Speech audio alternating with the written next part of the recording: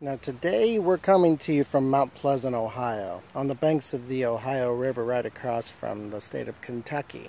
And what the building is here in the background is the actual birth home of Ulysses S. Grant, future General and President of the United States. He was born here in 1822. Now, a couple of facts about the general we're going to be discussing today is, one, when he went to West Point as a young man, he really did not want to be there. His father pretty much forced him to go there. And while during his enrollment, there was a typo where someone put his name as U.S. Grant, and which wasn't even his real name. They kept that on there, and he just kept it with him the rest of his life. He didn't feel the need to change that. And another thing was, during his military service, he became friends with another soldier from South Carolina by the name of James Longstreet. They became best friends, and it was through Longstreet, through his cousin, that he met and married his wife Julia. And Longstreet was actually in Grant's wedding. And what also went on to, when Grant was releasing the one slave that he owned, Longstreet went with him to sign the manumission papers to free the one slave that he owned.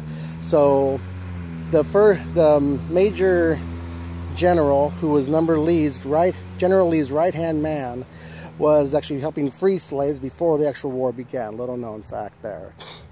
Another thing that happened with Grant, we talked about during the Mexican War, one of some many events that took place was when he was serving under General Zachary Taylor, old rough and ready.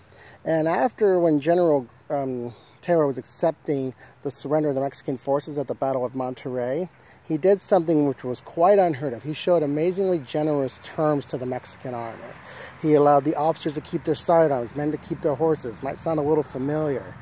And it was much to the shock of General Scott and others that he had done this.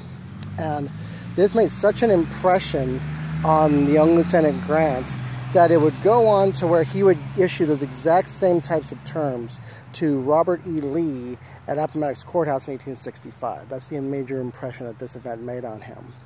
Another thing I want to touch upon was there's so many things in history talking about how Grant was an alcoholic. Grant was not an alcoholic. What it was he was simply a man who could not handle his liquor. One or two drinks, he was tipsy and giddy and silly, and he knew it, which is why he picked and chose when he would drink. And so it was publicized by Halleck that he was a drunk just to get back at him because he was mad at him. So another fact was, we're here in Mount Pleasant, a few miles to the west of Cincinnati, where Harriet Beecher Stowe lived, and that's where she wrote the book Uncle Tom's Cabin. So many people say that's where the war started. Uncle Tom's Cabin was out in Cincinnati, and the war ended in the birthplace here. So President Lincoln said to Harriet Beecher Stowe, "Oh, you're the one who started this war." And the one who ended the war was the one born a few miles away here in this cabin on the Ohio River. There you go.